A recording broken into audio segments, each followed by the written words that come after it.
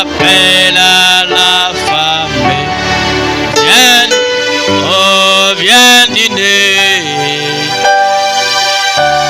Le maître appelle, viens. Alléluia. Et à la table tout, oui tout le temps. Et à nourrir la foule, échangea de l'eau en vin. Un appel à la famille. Viens dîner. Dieu notre Père Céleste, nous te sommes infiniment reconnaissants pour ton appel ce soir de venir dîner autour de ta table. Certainement, Père, on a eu des repas différents. On nous a souhaité de bon appétit et tout bon déjeuner. Mais ce soir, tu nous souhaites bon dîner. Car, oh Père, on est digne que le soir, Père Céleste, par la puissance relative de ta parole, qui nous administre, ô Père notre Dieu, l'ordonnance principale de la divinité. Nous sommes venus se retrouver ici, Seigneur, parce que nous reconnaissons que nous sommes malades.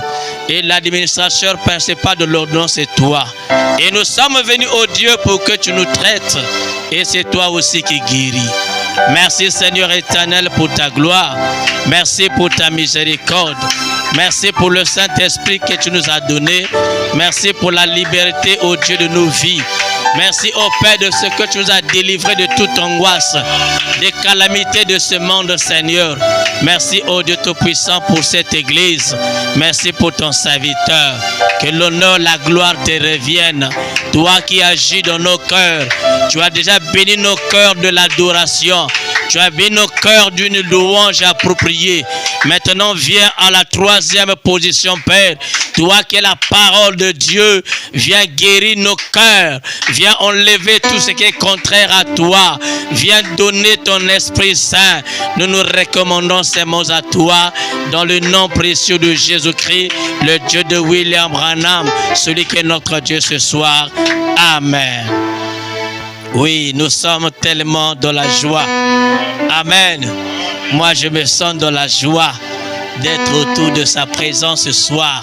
Amen. À chaque soir, Dieu prévoit quelque chose pour le bien de son peuple. Amen. Notre Dieu est merveilleux. Il a prévu quelque chose ce soir. Un pain à donner à ses enfants. Et nous pouvons dire d'être heureux, car Dieu a toujours donné quelque chose dans le pot. Et à chaque fois que le pot s'incline, il y a toujours une nourriture qui tombe. Et ce soir, le pot va s'incliner au quart d'une mesure de temps pour qu'une nourriture tombe et que quelqu'un dise que Dieu te bénisse. Amen. Pendant que nous sommes tenus debout, nous allons lire la parole du Seigneur qui nous est conférée dans les Saintes Écritures, dans Marc chapitre 16 et au verset 1.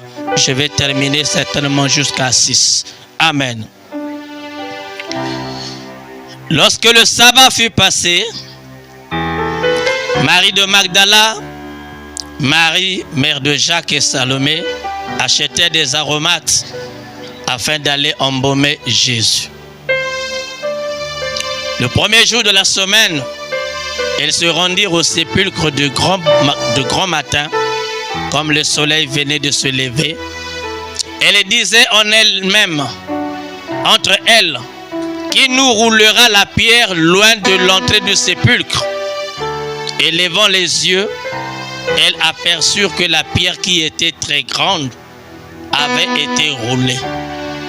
Elles entrèrent dans le sépulcre, virent un jeune homme assis à droite, vêtu d'une robe blanche, et elles furent épouvantées.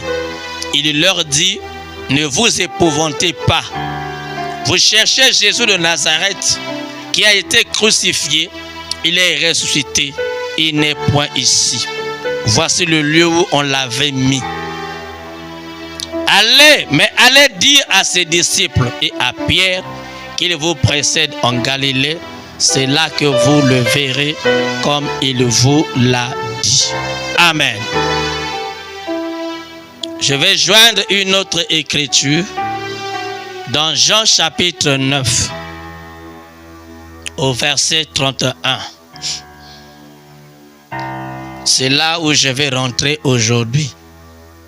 Car chaque jour, il y a toujours une nourriture. Si j'ai pris la référence, parce que nous avons commencé par là. Et maintenant, on prend une partie. Jean chapitre 9, verset 31. La Bible nous dit, nous savons que Dieu n'exauce point les pécheurs. Mais si quelqu'un l'honore et fait sa volonté, c'est celui-là qu'il exauce. Amen. Je vais prier. Le Dieu de William Branham, le Dieu qui a fait les promesses merveilleuses. La Bible dit, tu es lent à la colère et riche en bonté. Nous voulons, ô Père notre Dieu, te lire maintenant à travers ta parole et à travers la description que tu vas sortir de nos cœurs pour la lier avec ta présence et que ça soit, ô Père, un spectacle lumière comme l'avait, ô Dieu, découvert cet homme dans la puissance du Saint-Esprit. Bénis la parole que nous venons de lire, sanctifie nos cœurs et nos vies. Bénis cet endroit. Donne le Saint-Esprit à quelqu'un qui est disposé ce soir. Je le confie au nom de Jésus. Amen. Que le Seigneur vous bénisse. Vous pouvez vous asseoir. Amen. Amen. Je vous salue encore au nom de Jésus-Christ. Que Dieu vous bénisse très richement. Et nous allons encore dire quelque chose à partir de ce que nous y avons dit la fois passée, certainement le dimanche. Et je crois qu'il y a quelqu'un ici qui était ici le dimanche, n'est-ce pas? Il est là. Y a-t-il quelqu'un? S'il y a une main qui peut être levée, ça m'arrangera. Parce que pour savoir comment faire marche en arrière et comment sauter. Amen. Que le Seigneur vous bénisse. Donc là, le dimanche, nous avons parlé sur la robe du témoignage. Et nous avons un peu paraphrasé certaines choses en ce qui concerne la robe du témoignage. Et la robe dont nous parlons, c'est un habit. Et Dieu a placé l'homme pour qu'il s'habille. Et c'est cet habit-là que nous appelions la robe du témoignage. Nous avons parlé la fois passée que Jésus avait 3 robes dans son pèlerinage terrestre. Quand il fit son pèlerinage ici sur la terre, Jésus, dans tout cela, il n'avait que 3 robes. Et ces 3 robes étaient des robes mystérieuses, par lesquelles une robe symbolisait quelque chose. Parmi les 3, chaque robe identifiait quelque chose. Et la première robe, c'est la robe du témoignage. Et c'est cette partie, ou cette robe dont je parle, qui est l'illustration d'un croyant dans l'église locale.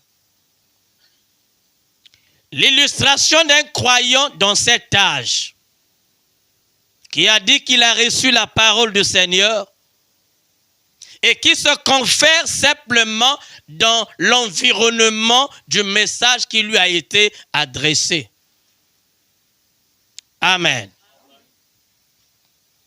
La robe du témoignage nous édifie et nous parle des témoignages qu'un homme peut avoir dans la société. Je pèse bien les mots dans la société. L'homme a besoin d'avoir des bons témoignages dans la société, n'est-ce pas? Il veut être gentil. Même s'il n'est pas gentil, il va prouver qu'il est gentil. Même s'il n'a pas l'amour, il va montrer qu'il a l'amour. Même s'il ne partage pas, mais il donnera le témoignage comme s'il partage. L'homme s'arrange à être égal à ce que la société demande. Et Dieu ne valide pas ce que l'homme se batte de faire dans la société. Nous appelons cela le témoignage public. Les gens disent bonhomme les choses sur toi et sur moi. Des meilleures comme des mauvaises. Mais toi, en venant sur la terre, tu es lié à un épicentre qu'on appelle Christ. Croyez-vous que Christ est l'épicentre de notre adoration? C'est lui l'épicentre de nos données. Et j'avais dit la fois passée que l'homme est un appareil récepteur comme émetteur. C'est pour dire que tu es lié à un centre qui te contrôle. Amen. Le micro là a un centre qui le contrôle. Là où on contrôle, si on peut descendre, on peut faire monter aussi les graphiques. Mais ma façon de parler ne changera pas le micro. Et notre prophète William Branham a dit, je ne suis qu'un micro pour le Seigneur. Amen. Donc c'est pour dire que la parole que nous avons reçue, c'est Jésus-Christ lui-même. Et le prophète Branham n'est autre qu'un micro pour faire entendre cette parole partout à travers le monde entier. Amen.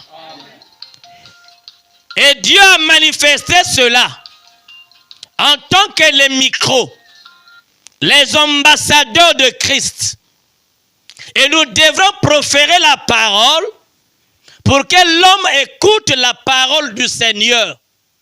Parce que toi, tu es rien, mais tu n'es autre qu'un micro pour le Seigneur.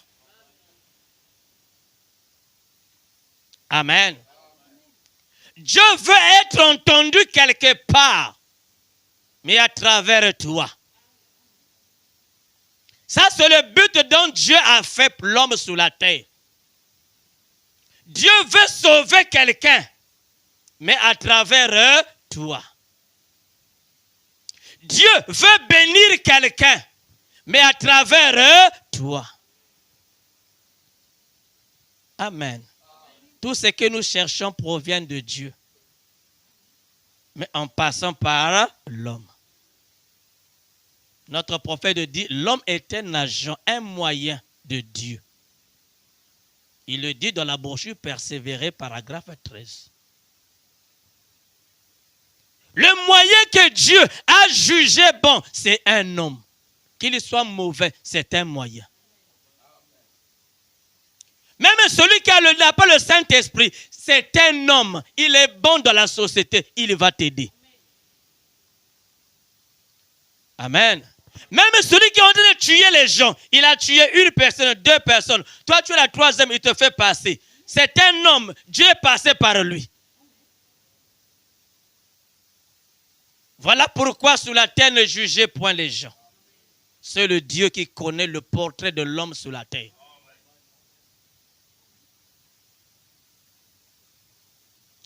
La manière tu es né, la manière tu as grandi, tu ne savais pas que tu allais écouter ce message. Tu te retrouvais dans cette petite salle pour écouter le message. Même moi, avec mes parents, moi je ne croyais pas que j'allais me trouver dans les salles comme ça. Je le croyais, je ne le compensais pas. Parce que j'aimais beaucoup l'église catholique. Une grande église, la beauté, on se lave, bien parfumé, on nous donne de l'argent pour aller mettre dans le panier. Donc, tout était bien fait.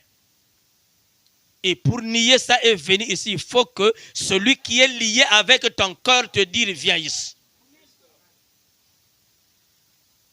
Amen. Amen. Amen. Dieu a dessiné les choses. Il a dessiné sa parole. C'est comme lorsque vous voyez l'appareil qu'on appelle la boussole. C'est un appareil qui oriente l'homme si ce dernier est perdu. C'est ça le but.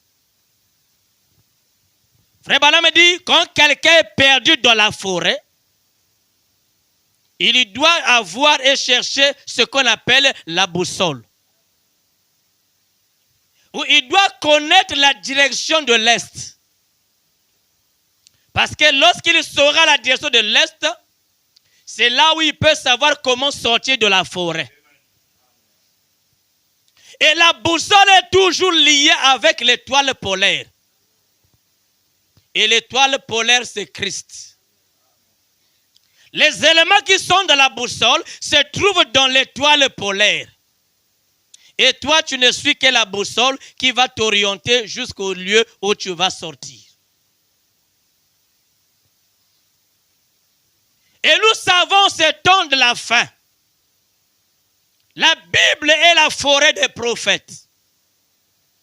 Aucun homme ne peut s'hasarder de s'aventurer dans la Bible. Parce que ce n'est pas toi qui connais la Bible. Nous avons des gens qui ont étudié la Bible. Ils ont fait théologie.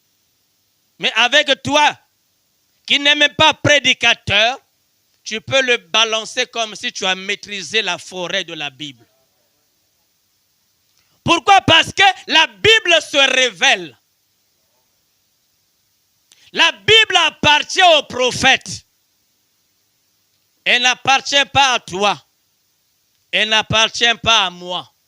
Mais la Bible appartient aux prophètes. Quand le prophète tombe dans la forêt appelée Bible, et il commence à nager, et quand tu vas l'écouter, le croire, tu comprendras le sens parfait de la Bible. Amen. Quelque part, on peut dire que quand tu fais les débats ou les discussions avec les gens, on dit que non, bango ba yebi lilo balanjambe. Voilà pourquoi dans le temps, on nous appelait les gens de la vérité. Les gens de la parole. Parce que rien qu'avec le messager, nous connaissons comment rentrer dans la Bible et comment sortir dans la Bible. Amen. Amen. Amen. Et pour y entrer, il faut avoir un prophète.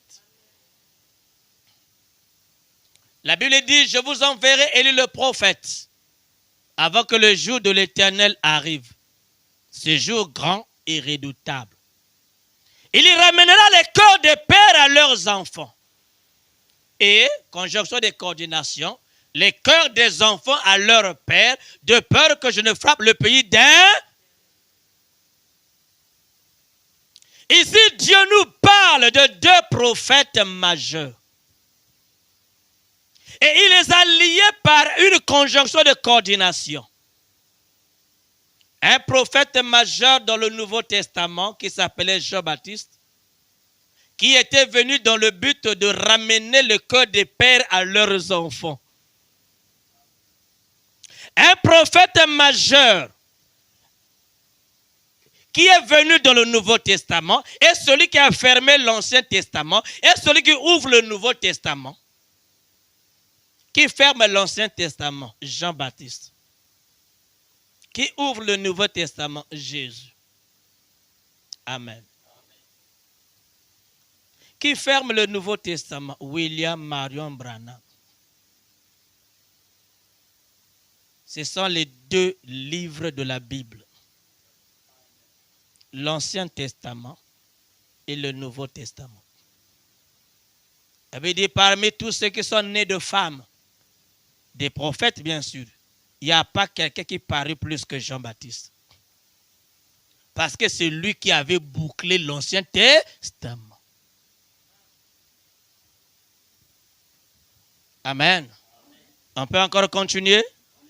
Parmi tous ceux qui sont nés de femmes, il n'y a pas quelqu'un qui parut plus que William Branham. Parce que c'est lui qui a bouclé le Nouveau Testament. Malachie 4 nous le dit. Il ramenait le cœur des pères à leurs enfants. C'était Jean-Baptiste.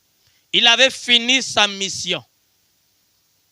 et le cœur des enfants à leur père, de peur que je ne vienne frapper le pays d'interdit. Qu'est-ce que le pays d'interdit?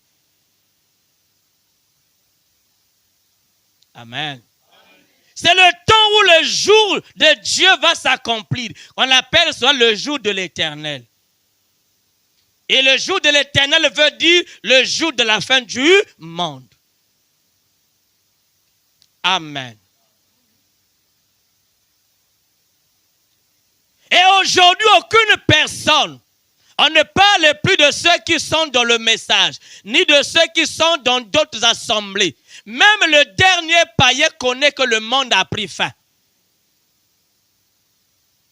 Les signes de la fin du monde qui étaient cachés dans la Bible sont exempts et sont présents à travers les hommes. On n'a plus besoin de lire la Bible pour savoir que si nous sommes au temps de la fin. Mais le temps de la fin est une manifeste présence à l'œil humain. Quand tu marches en route, tu comprends que nous sommes au temps de la fin. Le plus voyou sur la terre connaît que le monde a pris son essence. Et l'homme se détruit et détruit le monde lui-même. De par les recherches de la science, de par les innovations technologiques, l'homme gravite de l'échelle pour faire les découvertes. Il cherche à faire les découvertes dans le but d'être meilleur, d'avoir de l'argent. Or, il accomplit la parole pour la destruction de ce monde. Et tout ceci nous montre à l'époux de Christ d'être serein et d'être sobre, car le temps est accompli. Parce que Dieu nous a mis dans nos cœurs un départ secret et soudain de l'épouse. Il n'y a plus encore un autre rendez-vous. Les prophéties sont accomplies. Nous avons reçu un prophète majeur qui n'est plus à contester. Même les États-Unis ont validé William Marion Branham, que je déclarais haut et fort, parce que tout ce qu'il a dit, ça s'est accompli à la lettre. Donc nous sommes à la dernière inclinaison. Amen. Nous avons commencé les inclinaisons. Les inclinaisons ont commencé depuis le temps de Noé. Le péché avait gravi les échéances. L'homme était arrivé au centuple et à la fin du péché. Dieu a dit, voilà encore 2 jours, parce qu'il avait créé le monde en 6 jours. Et le 7e jour, Dieu devrait se reposer. Et Dieu a séparé le monde de 6 jours en 3 parties de 2 jours, 2 jours. Parce que la Bible nous dit dans 1 Pierre qu'un jour à Dieu est égal à 1000 ans. Et comme 1000 ans sont égales à 1 jour. Amen. De Adam jusqu'à Noé, le monde a fait 2 jours. C'est-à-dire 2000 ans. Dieu n'avait pas oublié. Dieu ne dormait pas sur une natte, mais il attendait pour accomplir cela. Qu'est-ce qu'il a fait? Il a submergé le monde. On appelait cela le monde antédiluvien, n'est-ce pas? Dieu a submergé le monde. S'il a fait au temps de Noé, il y avait de bonnes personnes plus que toi et moi. Mais ils ont crié, ils ont pleuré. Dieu n'écoute pas les pleurs de quelqu'un. Dieu ne regarde qu'à sa parole. Tes pleurs n'ont rien à voir avec la parole du Seigneur. Mais Dieu ne regarde qu'à sa parole. L'amour de Dieu est conféré dans sa parole. Amen. Quand le temps est arrivé, Dieu n'a pas eu souci des enfants qui naissaient. Il n'y a pas eu rupture que, oh non, à bientôt je vais détruire le monde. Il ne faut pas qu'il y ait une naissance de petits enfants. Non, il y avait les enfants qui naissaient. Les gens qui aimaient leurs enfants. Pépé, bébé, ne pleure pas. Oh bébé, j'achète le yaourt. L'enfant meurt, se noie. C'est ça l'amour de Dieu. Ah, mais c'est ça l'amour en question, c'est ça. Noé a crié pendant 120 ans. Venez entrer dans l'arche. Et les gens n'écoutaient pas. Ils regardaient le pantalon de Noé. On ne savait pas à quelle heure on le lavait. Ils regardaient le français de Noé. Mais où est-ce qu'il a été? Quelle école il a été? Il regardait comment Noé était sur place en train de taper, tout en rivant. Comme ici, à Branham Tabernacle, chaque jour tu viens, on construit l'arche en tapant, en rivant la pointe jusqu'à la dernière mesure. Et tu n'as jamais eu connaissance de toi-même. L'arche est en train d'être construite. Mais selon le modèle de Dieu. Nous venons juste pour parler, mais c'est Dieu qui modèle. Nous venons juste d'ouvrir la bouche. Dieu sait ce qu'il fait. Même ce soir, il sait qu'est-ce qu'il fait. Ce qu'il nous demande, c'est d'être seulement sensible à sa parole. Ce qu'il nous demande, c'est d'être seulement flexible comme un tuyau qui suit les mouvements, les courants d'eau. Peu importe comment l'eau vient, peu importe le tuyau a pris la forme d'oscillation, mais l'eau passe quand même. Je vais parler de toi ce soir comme étant un tuyau qui a pris les formes obliques, horizontales, d'oscillation, mais l'eau, la parole passe par toi. Amen. Les gens diront, oh, même par lui aussi, Dieu peut parler. Oui, tu es oscillatoire, mais Dieu parle par toi. Oui, tu es un menteur, mais Dieu te choisit. C'est là que je viens mon sujet. Tu es un fornicateur, mais Dieu te choisit. Amen. Ce que tu es maintenant quand tu me suis là, avec ton cœur qui te parle maintenant, Dieu veut ça parce qu'il a placé quelque chose si tu tournes le revers de ce que tu fais de mal. Je peux entendre un amen?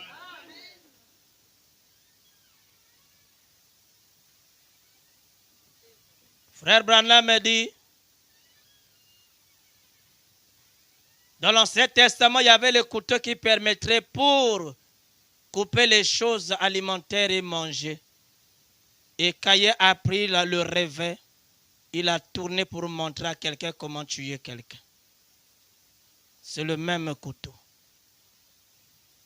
Et je vais te dire ce soir de tourner juste le revers de ce qui t'embête.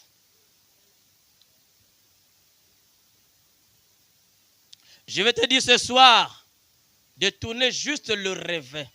Et c'est là où tu verras la volonté de Dieu, comment elle sera manifeste.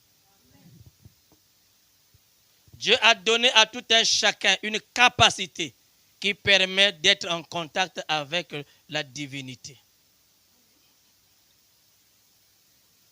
Cette divinité n'est pas loin de toi, mais elle est en toi. Mais tu ne connais pas son essence.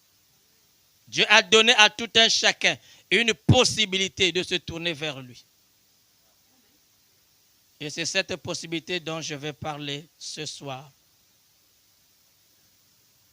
Amen. Marie de Magdala était pécheresse. La Bible dit était prostituée.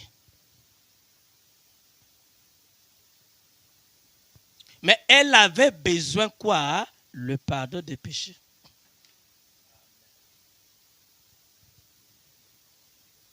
Marie de Magdala venait à Jésus.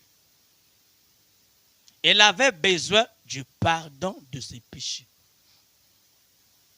Quand on a besoin du pardon de péché, parce qu'on sent en nous la culpabilité.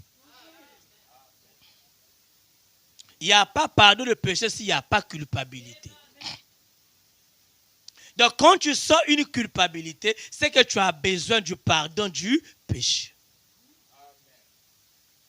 Mais nous avons lu dans la parole, c'était quelque part, nous savons en effet que Dieu n'exauce pas le pécheur. Dieu ne ment pas. Jean 9, 31. Nous savons en effet que Dieu n'exauce pas le pécheur. Mais, ceux qui ont été à l'école connaissent mais. Ça ouvre les parenthèses qui avaient été fermées. Amen. Une destruction qui était acquise. Mais quand on dit mais, certainement on va dire quelque chose de bon qui fera que moi qui est pécheur, je sois pardonné. Oh, je veux qu'on acclame le Seigneur. Oh non. Non, non, non, non, non. Non, non, non.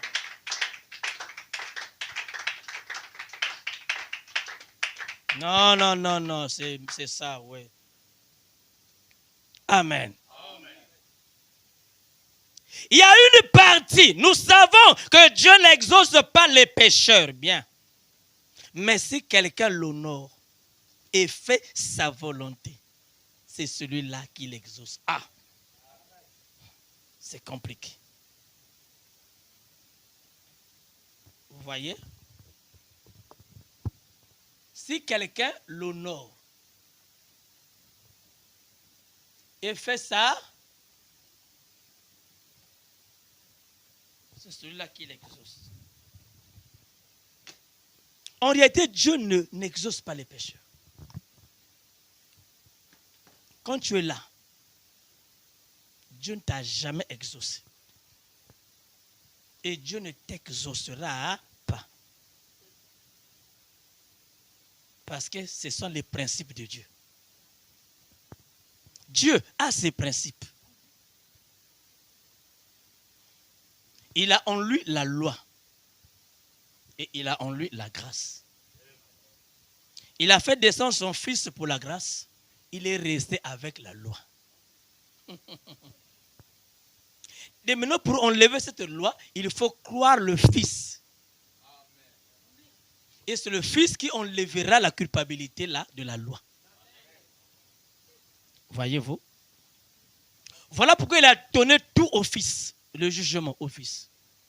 Le pardon de péché au Fils. La repentance au Fils. Lui, il est resté avec la loi. Amen. Il y a des gens qui disent que non, j'ai cru le message de sauver. Non. Qui t'a dit? Sauver, oui. Mais qui t'a dit aussi? Matthieu 6, 33.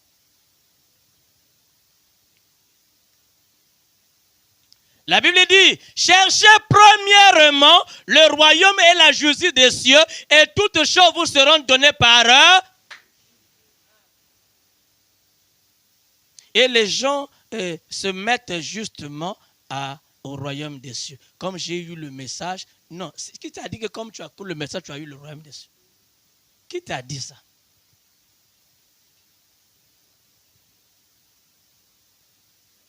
Le royaume des cieux est accompagné avec la justice de Dieu. La justice de Dieu, c'est quoi? C'est faire les pratiques de Dieu. Toi, tu dis, oui, amen, c'est la vérité. Mais pour faire, tu n'arrives pas. Tu ne fais pas le royaume de Dieu.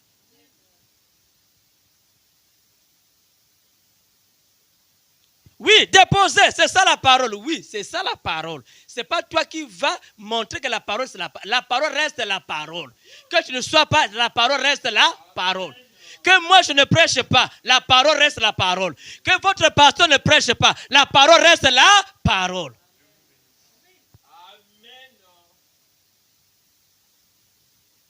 Amen.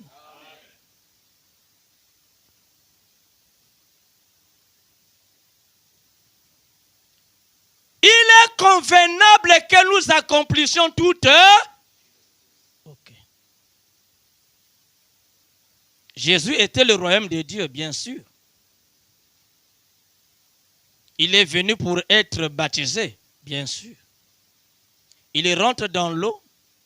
L'Éternel avait dit à Jean-Baptiste avant de quitter la scène, celui sur qui tu verras le royaume de Dieu descendre. Donc, Dieu sous forme la colombe. C'est le royaume des cieux. C'est celui-là. Jean-Baptiste, quand il a vu Jésus, bien qu'il était son cousin, Germain, bien sûr, il s'est approché. Il est rentré dans la vision transcontemporaine de ce que l'Éternel lui avait dit jadis. Il a vu la colonne de feu. Il a vu le royaume de Dieu sur lui. Jean-Baptiste est tombé, il a dit, oh non, mais c'est fini, tu as le royaume des cieux. Mais le contraire, toi qui as le royaume des cieux, et plus précisément tu es le royaume, c'est à toi de me baptiser.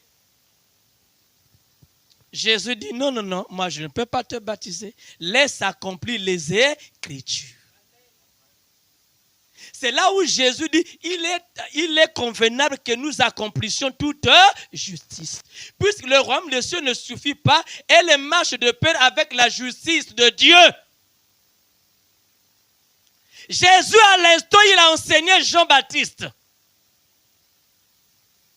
que l'agneau de Dieu, avant qu'il ne soit présenté, il doit d'abord être lavé.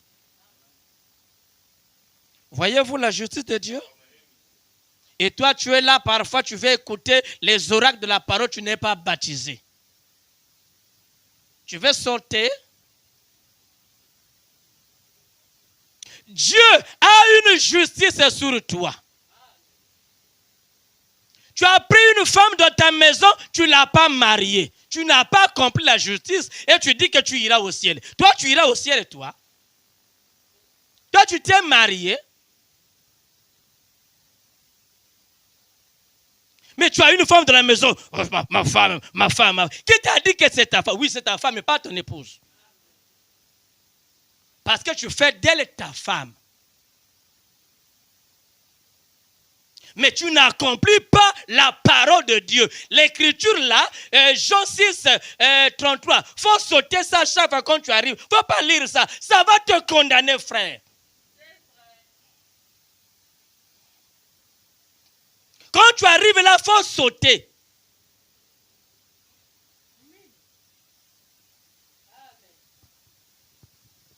Ah, Dieu plein de grâce. Ah, Nzambe alingi biso. Qui t'a dit que Nzambe alingi yo? Tu as pris une femme gratuite et tu dis, oh Dieu plein de grâce. Donc c'est toi qui mesures la grâce de Dieu. Il y a les gens qui peinent là son femme. Et toi, au jugement de Dieu, toi tu vas dire quoi devant moi, Tony ici?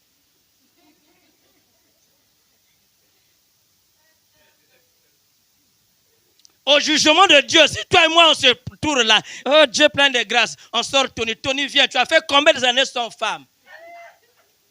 Je te compte les années que j'ai fait sans femme. Mais ce n'est pas l'argent qui manque comme la femme, c'est l'argent. Ce n'est pas la beauté qui manque. Ce n'est pas les costumes qui manquent. Ce n'est pas quoi que ce soit qui manque. Mais pourquoi tu ne le fais pas? C'est parce que tu veux accomplir la justice de Dieu. Yes. Oh, acclamez le Seigneur. Ne te fâche pas, frère, ne te fâche pas. Je suis là pour toi. Je vais ouvrir une parenthèse pour toi bientôt. Tu seras sauvé à bientôt. Ne va pas chasser ta femme. Toi aussi, la femme, ne laisse pas ton mari. Il y aura quelque chose qui sera fait. Si je ne le dis pas, ton pasteur va te le dire. Hein, il y a des ouvertures. C'est nous qui avons les secrets. Il faut nous aimer aussi. Il faut nous aimer. Tu vas aller au ciel. Bientôt, il y a quoi est belé. Au coach, au bimi kuna. Au bimi simo doussou. Il faut aimer les prédicateurs. Toi, vraiment jongleur. Toi, vraiment yankee.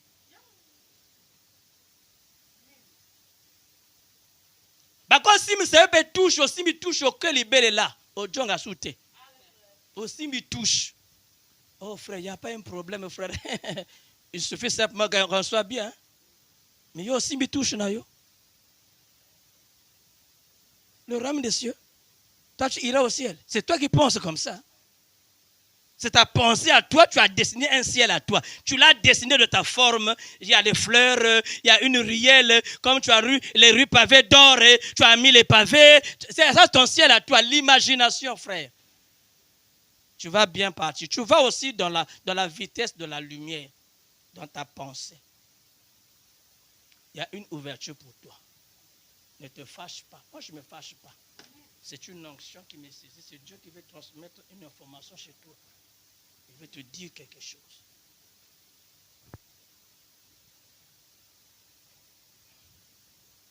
Amen. Jésus a dit à Jean-Baptiste, il est convenable que nous accomplissions toute justice. Jean-Baptiste, il est tombé à ses pieds, il a compris, oui, j'ai lu la Bible de l'Ancien Testament jusqu'à le dernier livre de Malachie. Ah, voilà, j'ai trouvé quelqu'un qui me fait essor de la parole que j'ai écoutée. Jean-Baptiste l'a fait.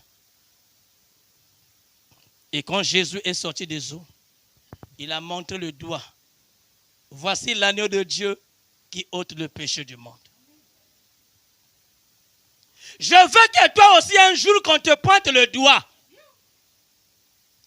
Malgré les difficultés que tu vis sur la terre, malgré les problèmes, accepte seulement la parole. Peu importe comment elle est difficile, accepte-la.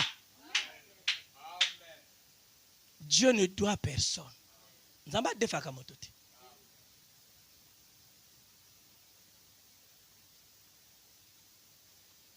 Oh, ça fait longtemps. Non. Je dois avoir. Mes petits frères ont eu déjà des enfants. Moi, je dois. Qui t'a dit que c'est toi qui fais la course des enfants? C'est toi qui va remplir ce monde-là. Quand on a dit multiplier, vous remplir. C'est toi qui vas remplir ce monde-là. Là, le monde est en train de détruire les gens. Toi, tu veux encore remplir.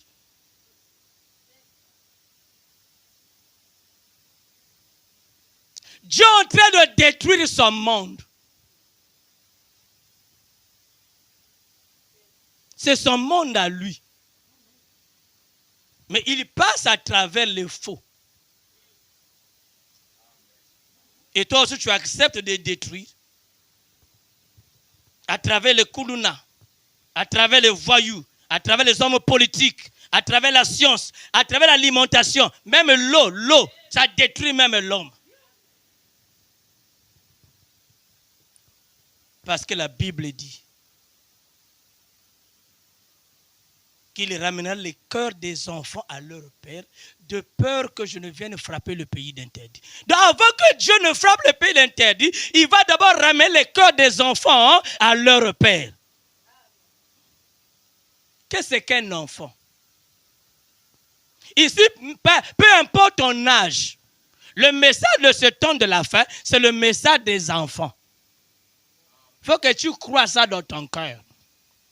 Il faut que tu dises que moi, je suis un enfant devant Dieu. Même si tu as 92 ans, tu es un enfant devant Dieu. Parce que le message d'aujourd'hui, c'est le message des enfants. Voilà pourquoi William Bana appelle ça des young people. Des young people, ce n'est pas des enfants, non. Ce sont des gens qui ont la sémence jeune. Hein? Tu as 85 ans, mais tu as une sémence jeune. Tu viens à l'église, on te dit, frère un tel, lève-toi. Ah, quoi? Il n'a pas le respect. Un petit comme ça que j'ai vu, il me dit, non, tu es jeune, frère. Non? Si tu revendiques ton âge, ça montre que toi, tu n'es pas de notre âge, là.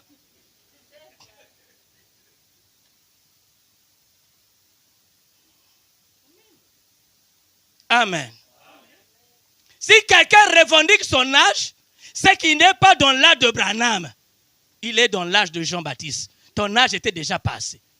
Parce que dans cet âge, c'est l'âge de ramener le cœur des enfants à leur père. Ça, tu ne peux pas te faire grandir.